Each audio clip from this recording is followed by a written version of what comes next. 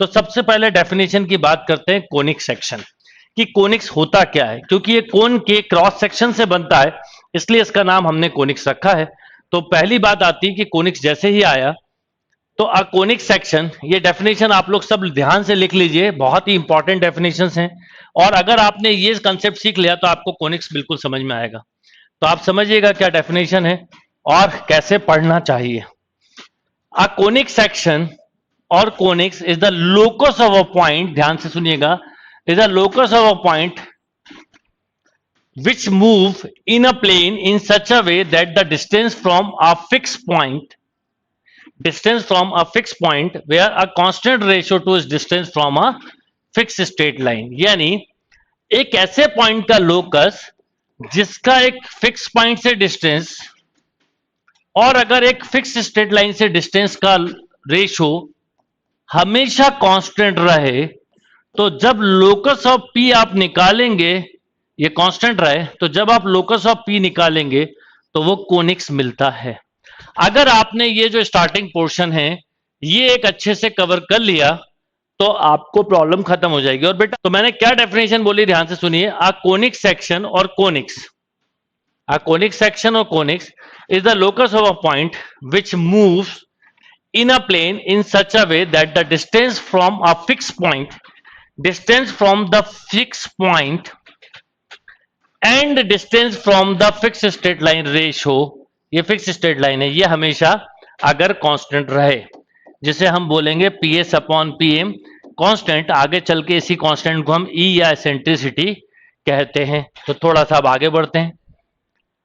अब ये जो फिक्स पॉइंट है ना, इसको हम बोलते हैं, fix point is called focus of the conic section. अब जब हम पैराबोला पढ़ेंगे तो भी फोकस यही कहलाएगा, एलिप्स पढ़ेंगे तो भी, और हाइपरबोला पढ़ेंगे तो भी। तो आप लोग नोट करते हुए चलिए ध्यान से और समझते हुए चलिएगा। Yes, the fix point is called focus. जो फिक्स पॉइंट है उसे हम बोलते हैं फोकस, और जो फिक्स स्ट्रेट लाइन है उसे हम बोलते हैं डायरेक्ट्रिक्स। अब एक बात क्या होती है, जैसे आप जब पैराबोला पढ़ोगे तो भी यही डेफिनेशन पढ़ोगे, एलिप्स पढ़ोगे तो भी हाइपरबोला, तो अच्छा है कि हम पहले अलग से पढ़ें। तो मैंने बोला the fix point is called the focus and the fixed straight line is called directrix of the conic section, and the constant ratio is called eccentricity of the conic section।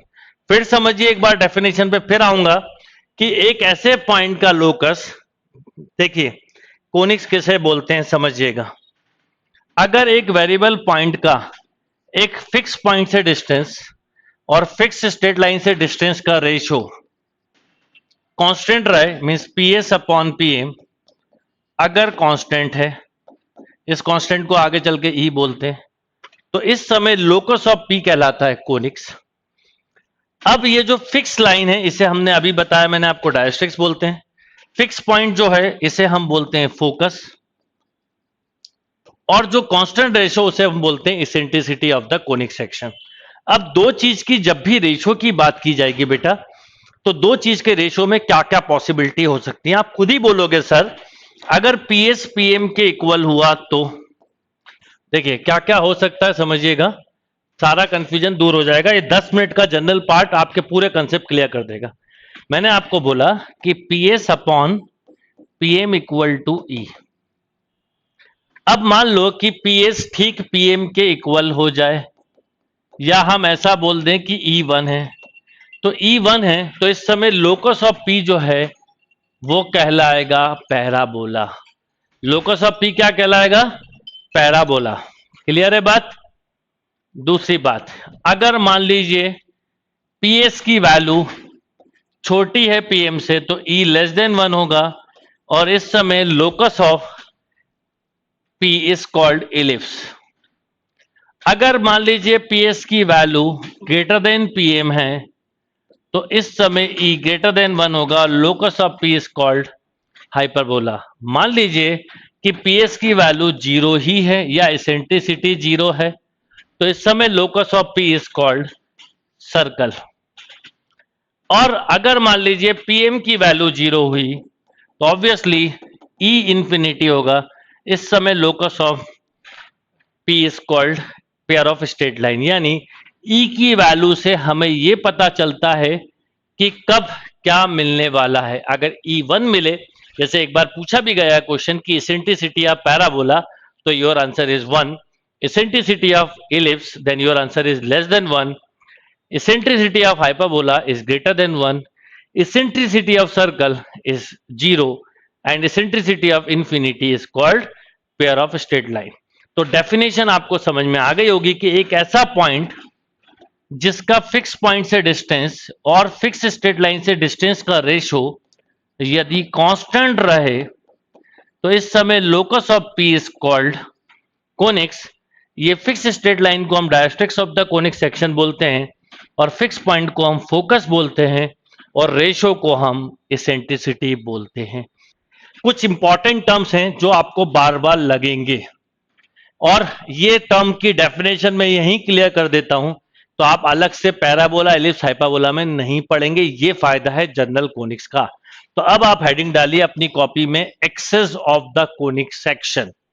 ध्यान से लिखिएगा, axis of the conic section. अगर आपसे कभी exam में access पूछे, तो आप एक्सेस का मतलब कोऑर्डिनेट एक्सेस मत समझिएगा, ये कोऑर्डिनेट एक्सेस है। एक्सेस मतलब axis of parabola, axis of ellipse और एक्सेस ऑफ हाइपरबोला, ये मीनिंग है। तो एक्सेस क्या होता है, उसकी डेफिनेशन के साथ हम चीजों को समझें। तो सबसे पहले बात की जाए, जैसे ही एक्सेस की बात आती है तो डेफिनेशन पढ़िए। द स्ट्रेट लाइन, ध्यान से सुनिएगा, द स्ट्रेट लाइन, सब कुछ यही छुपा हुआ, the straight line passing through the focus, the straight line passing through the focus and perpendicular to the directrix of the conics is known as axis of the conic section. मतलब axis का मतलब यह होता है कि एक ऐसी line जो फोकस से पास हो और डायरेक्ट्रिक्स पे परपेंडिकुलर हो। मतलब मान लीजिए कि ये पैराबोला है, ये फोकस से जा रही है, ये डायरेक्ट्रिक्स है, तो ये जो लाइन है, ये इस लाइन को हम बोलते हैं axis of the conic section. मान लो कुछ ऐसा इलिप्स है, ये लाइन जो फोकस से जा रही है, इलिप्स के दो फोकाई होते हैं, और डायरेक्ट्रिक्स पे परपेंडिकुलर हो, तो इस लाइन को हम एक्सेस बोलते हैं। तो एक्सेस की इक्वेशन निकालने के लिए हमें कभी भी बोला जाए तो हमारे पास दो कंसेप्ट होना चाहिए, या तो हमें डायरेक्ट्रिक्स की लाइन पता हो, फोकस पता हो, तो इससे परपेंडिकुलर लाइन से इजीली निकाल सकते हैं। अभी सीखोगे भी आप निकालना। अगर मैं आपसे डायरेक्टली एक्सेस ऑफ कोनिक्स बोलूं तो भी आप केवल, और एक्सेस ऑफ कोनिक्स मतलब चाहे इलिप्स हो, चाहे हाइपरबोला हो, चाहे पैराबोला, आप इस डेफिनेशन से निकालेंगे। ध्यान से सुनिएगा, the straight line passing through the focus and perpendicular to the directrix of the conics is known as axis. Clear है बात?